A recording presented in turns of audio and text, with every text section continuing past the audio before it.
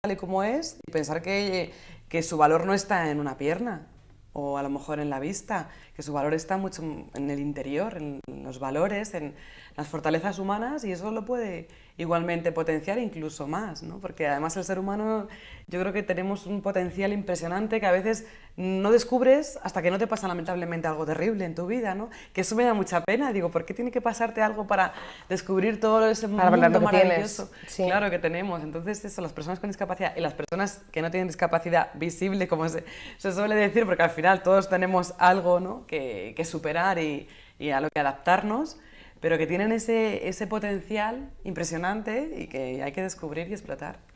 ¿Cómo encuentras a las empresas? Cuando llegas a estas reuniones, supongo que te entrevistarás con los jefes de contratación o directores de recursos humanos de las empresas, Incluso jefes de departamento. incluso los trabajadores. ¿Cómo reaccionan?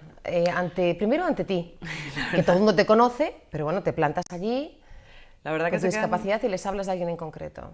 se quedan bastante impresionadas de todas las cosas que hago, claro, porque bueno, pues en las fotos esquiando, buceando, pues yendo a Nicaragua, al Sáhara, que ahí la verdad que fue una experiencia bastante difícil, porque claro, en el Sáhara, imagínate, no hay, bueno, ni servicios, ni habitaciones, ni casa, ni nada. ¿Cómo Ahí te tienes que apañabas? pues quitarte las piernas delante de No, ni todo el mundo. suelo para ir con una... En el con suelo y nada, para es decir, levantarme, pues un poco difícil, la verdad. Y para el baño, para todo. La verdad que imagínate para una persona con discapacidad y encima, y mi madre también, sin el brazo, sin la pierna, pues ahí en la jaima, como nos podíamos... Pero que es eso, ¿no? La vida al final... mira, lo cuentas con una alegría y con una energía que al final se te olvidan las provoca barreras. la sonrisa. Pero es así, se te olvidan Ya. las barreras y tú te acoplas a lo que hay y te adaptas a lo que hay. Entonces a la gente esto le sorprende, pero todo el mundo que tiene que adaptarse se adapta. O sea, a mí me han dicho 1000 veces, a mí me pasa eso y me muero. Pues no te mueres, pues te adaptas y la vida es cuestión de eso y además pasan 1000 cosas, ¿no? Y hay muchos cambios y lo importante y lo productivo y lo bueno es adaptarte a esos cambios, no limitarte tú, sino, bueno, dejar que la vida continúe y sacar lo mejor de cada momento, de cada experiencia, siempre con una actitud positiva. Yo creo que eso es la clave para trabajadores, empresarios, para personas, para deportistas. O sea, el hecho de valorarse y de valorar un futuro mejor, con optimismo, con una actitud positiva, yo creo que con eso lo tienes todo ganado. ¿Te parece que nuestro gobierno está haciendo... me da igual que el anterior sí que te declaras apolítica? Sí. Me parece bien. La verdad que los políticos pero no, me da igual, no es lo mío. el anterior sí. Creo que te has quejado de que os sentíais utilizados muchas veces, ¿no? Como moneda de cambio o posible voto, ¿no?, ante elecciones y demás y discursos políticos. O sea, que eres apolítica. La verdad que yo, desde que, bueno, estoy con las víctimas del terrorismo, por supuesto, desde que ocurrió aquello, pero Fuiste delegada hasta hace un par de años. Fui delegada de la OVT. De víctimas de terrorismo en Madrid. Exactamente. Tan joven. Sí, la verdad que, bueno, mi trabajo sobre todo era ayudar a la gente, que lo que sigo haciendo. A las víctimas del 11M justo me tocó aquel terrible acontecimiento. Te cambió la vida, ¿no? Muchísimo. La verdad que fue la primera vez que descubrí el dolor profundo. Pero si habéis pasado por una situación durísima. Pues fíjate Irene, que luego comprendí a mi luego hermana. Te impactó. Comprendí a la gente de alrededor cómo se sufre más cuando le pasa a otros que cuando te pasa a ti. Pero cuando te pasa a ti está en tu mano salir adelante y dices, bueno, esto es lo que tengo y lo voy a solucionar y voy a salir adelante. Pero el hecho de que sean otras personas las que sufren y tú no puedes hacer nada, fue terrible. Y lo que decías de los políticos, bueno, pues estuvieron ahí, nos apoyan, están con las víctimas, pero luego, bueno, hubo una serie de acontecimientos que no estábamos muy de acuerdo con dialogar con ETA y resulta que éramos de un bando político. Sí. Y yo decía, pero ¿por qué nos tienen que colocar?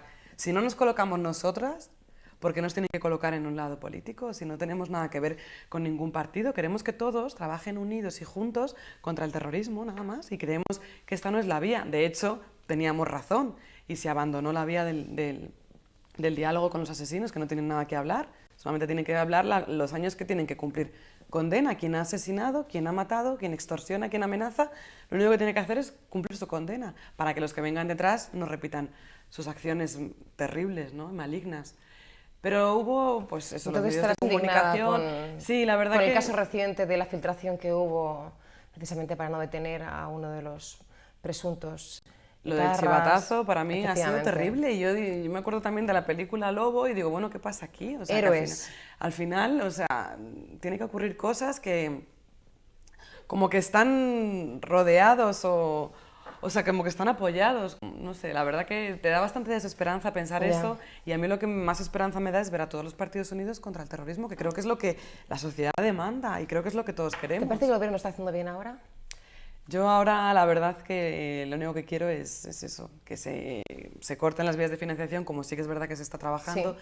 El Tribunal Constitucional, la Audiencia Nacional, perdón, está trabajando bastante bien contra, bueno, los tentáculos del terrorismo. Sí. Y con eso me quedo, la verdad, con esa esperanza de que algún día veamos el fin de ETA. La verdad que sería maravilloso, ¿no? Con las detenciones, con el juez grande Marlaska, por ejemplo, es mi héroe. Pero bueno, que hay personas ahí claves en nuestro país y que se cumplen las condenas. Que están trabajando, sí, que están trabajando en ese camino. Tú eres la mujer de las 3 P's, paciencia, prudencia y perseverancia. Sí, porque todo llega en la vida si sabes esperar. Y porque hay que perseverar también. Una cosa es tener paciencia cuando no puedes hacer tú nada, no puedes actuar, pero si está en tu mano, persevera, sé tenaz y siempre hacia adelante, acciones que siempre te permitan avanzar, nunca te quedes parado. Para mí eso es clave. O sea, yo las veces que me he quedado parada ha sido por algo malo, o por una operación, o en un quirófano, o en un hospital. Y ese tiempo que he estado parada ha sido un poco negativo, la verdad. Entonces digo, no me voy a parar más. Hombre, si me tengo que parar por si no paras, si para verte hay que pedir audiencia, señora Irene Villa. Es que has vivido en muchos países además, has viajado muchísimo, pero creo que el país que más digamos, cambió tu vida fue Suecia, ¿no? Bueno, en Suecia, que es donde fui otra nueva persona, porque ahí me sometí a la osiointegración, que es una operación, un alargamiento del fémur, con un tornillo de titanio donde se ancla la prótesis. Claro, eso es mágico porque ahí la pierna ya ni la pierdes, ni se te cae, ni te salen rozaduras, ni te salen heridas, ni sudor, molestias, que yo siempre estaba porque tengo muy poquito fémur, muy poquito muñón y claro, la pierna era, bueno, más de una vez tenía que ir al baño, que se me escapa la pierna, vamos a ponérmela que... Y ahora con el tornillo ya no se escapa nunca. Y la otra, como tengo un poquito más de fémur y tibia un trocito, pues ningún problema, pero con esa tenía muchísimos problemas. Desde que me he operado, mi vida cambió, por eso Suecia para mí es muy importante. De Suecia saliste con tus 2 piernas. Salí caminando, es que es verdad, es como que me hubiese crecido otra vez la pierna.